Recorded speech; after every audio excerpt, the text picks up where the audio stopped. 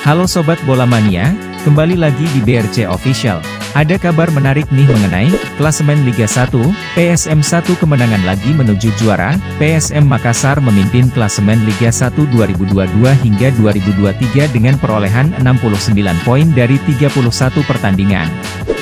Tim berjuluk Juku Eja tersebut mendapat tambahan 3 poin dan kian nyaman di puncak klasemen Liga 1 usai mengalahkan Bayangkara FC. Duel PSM versus Bayangkara tersaji pada pekan ke-31 Liga 1 di Stadion B.J. Habibie, Parepare, Sulawesi Selatan, Jumat, 17 Maret 2023, sore waktu Indonesia Barat.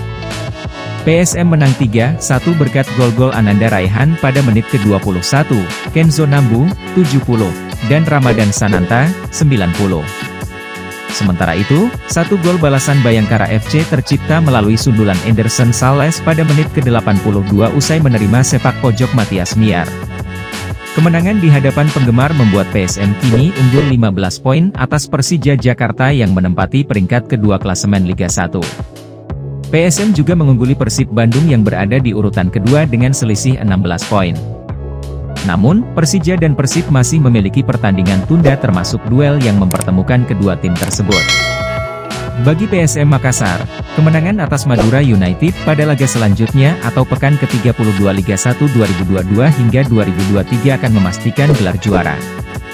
Jika berhasil mengalahkan Madura United, PSM akan mengoleksi 72 poin dan tidak akan mungkin terkejar oleh Persija serta Persib.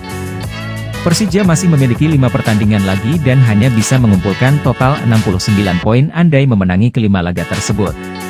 Sementara itu, Persib punya tabungan 6 pertandingan. Apabila menyapu bersih 6 laga itu dengan kemenangan, poin maksimal yang diraih Persib adalah 71 poin.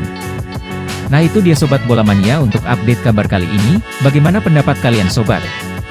Tulis pendapat kalian di kolom komentar ya Sobat dan jangan lupa untuk like, comment, and subscribe.